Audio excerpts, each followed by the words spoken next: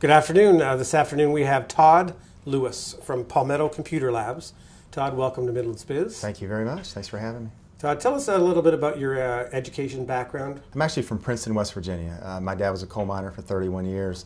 I was raised in the coal fields, to be quite honest with you. Went to college at an historically black college, Bluefield State College in Bluefield, West Virginia. I went there, I played baseball with them for 4 years, played center field. It was a very interesting experience. I really enjoyed my undergraduate years.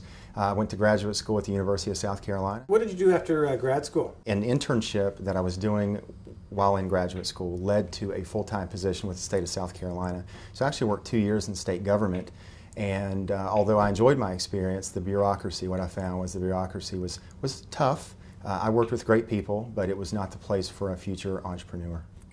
Tell me about your entrepreneurial journey. You're a part owner in Palmetto Computer Labs? Yep. I actually left state government in 1999, I guess it was 1999. I had reached a point where inside, I had always been an ideas guy. I had numerous ideas, business ideas, etc. And I found that while state government was secure, it was stable, it wasn't the place for someone looking to make a name for themselves, to grow a company, to start a business, to make an idea happen. So I made the decision to leave state government, then got involved in an IT company. And maybe, I think after 2 years, and I actually started working for a company here called Companion, which was owned by T. Floyd and Company.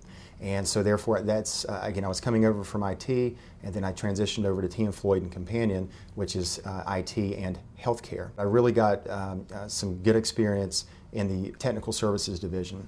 While I was in the technical services division, I was talking to Fortune 500 companies all the time. And that was fun. I learned a lot, how to communicate with senior level executives, etc. But a gentleman at T. Floyd came into my office one day, and he threw a case study on open source software on my desk. And I was the type of guy who enjoyed school. I was the guy that even when I played baseball and we were on bus trips, I would be the guy in the back reading a book when the rest of my teammates were playing cards, and actually tutored my team in economics and some other subjects there as well. So I really enjoy reading. I enjoy learning the educational aspect of it. So I read these case studies, and what I learned really opened my eyes, and I saw potential. I looked at market saturation for open source software around the world outside of the United States, and quickly concluded that if the economic environment that was prevalent in those other countries ever became the norm in the United States, open source software was going to become extremely popular, and it was very well positioned. Tell us about the business opportunity that you saw when you read about open source software. When you look at open source software and the way it's utilized in the other parts of the world, it's primarily used because of budgets. There being constraints and restrictions on dollars being available. Well, historically in the United States, we've been extremely fortunate. We've never had those issues to really contend with. Private business, governments have always had the money to pay for software. Well, what we're now seeing is with, again, the budgets being somewhat restricted, you now see people having to make a decision. Do I, in order to maintain the same functionality and even more functionality, the same level of security, etc., do I basically fire people, let people go, and then shift all of the remaining responsibilities to the people that I have left, and in the process make everyone angry and create a work environment that is less than ideal? Or do I look for other alternatives to the software that I'm currently using? And what has happened and what we see happening is people are now stating, you know what, I really don't want to fire a bunch of people, let's look at cheaper software. So open source software brings that opportunity to the table and makes that available to IT managers, CIOs, CTOs, etc. Is that the core business of Palmetto Computer Labs? It is. It is. We work with companies, we'll go in, we'll manage projects, we will make suggestions to them on, they're currently utilizing software for a specific purpose, and we think that there is an alternative out there that can allow you to do the very same thing, but allow you to do it cheaper and honestly better. You started a conference here in town called POSCON. What does that stand for, and what's the mission of this conference? POSCON is an acronym standing for the Palmetto Open Source Software Conference. We started it in 2008.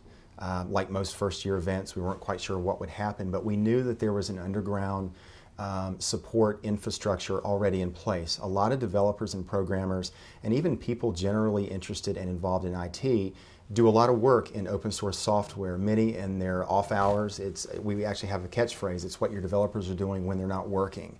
So we started the conference to really appeal to those types of people. We also saw an opportunity nationwide. When you look at open source software conferences, there aren't that many on a large scale across the country. So we started putting two and two together and thinking, there really needs to be an open source software conference here.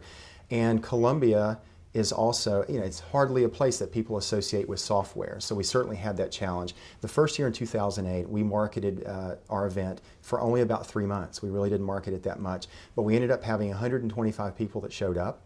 And Steve Wiggins, the VP and CIO from Blue Cross Blue Shield of South Carolina, agreed to be our keynote speaker. The second year, we increased that to about 225 from 4 states. The third year, in 2009, we increased that to more than 350 from 14 states. You're doing the conference again this year. We are. Where can people find out information about the conference? POSSCON.org, POSSCON.org. It'll be held next March the 23rd through the 25th, which is a Wednesday through Friday at the Columbia Convention Center. Who attends the conference? We actually have 4 tracks. The 4 tracks appeal to the following people.